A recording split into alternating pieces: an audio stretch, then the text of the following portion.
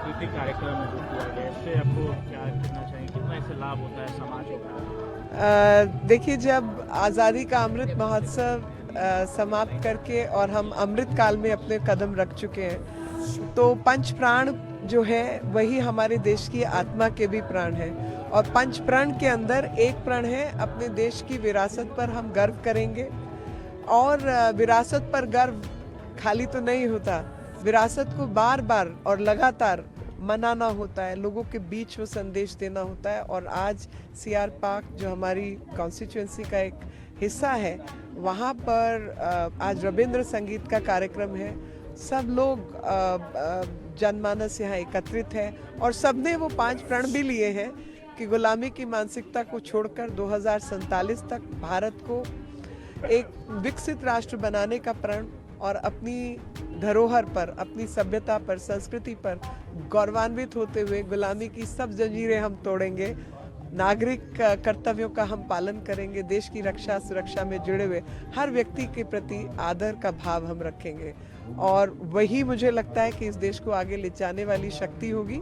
जिस प्रकार से प्रधानमंत्री जी लगातार हमको एक पथ पर चलाने का प्रयास कर रहे हैं, लगातार भारत की सब शक्तियों को समाहित करके देश को विकसित राष्ट्र बनाने का तरफ लगे हुए हैं, तो मुझे लगता है कि 2047 में जब भारत विकसित राष्ट्र होगा तो हम सबके पसीने की भी एक एक बूंद उसमें लगेगी। प्रधानमंत्री ने भी आज कहा है कि तीसरे बार वो जो अर्थव्यवस्था के मामले में भारत जो तीसरे पायदान पर बहुत जल्द नजर आएगा और 25 वर्षों का लक्ष्य हम लोगों ने तय कर लिया। बिल्कुल, 25 वर्षों का लक्ष्य जो है वो 2047 का लक्ष्य है, जिसमें भारत एक विकसित राष्ट्र हो।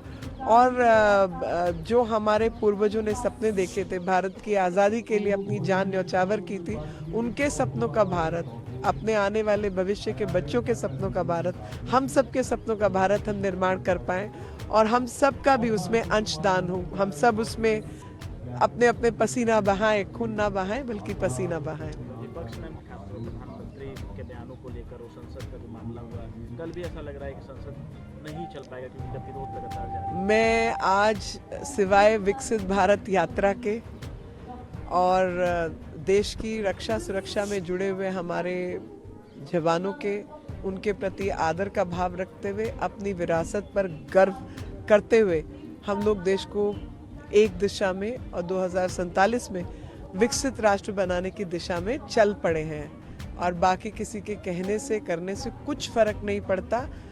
जिसका जो स्वभाव है वो अपने स्वभाव को कैसे छोड़ सकता है, उनको अपने स्वभाव के हिसाब से काम करना है, हमें अपने स्वभाव के हिसाब से काम करना है। और हम भारत के प्रति समर्पित होकर, पूर्ण रूप से समर्पित होकर काम करना चाहते हैं।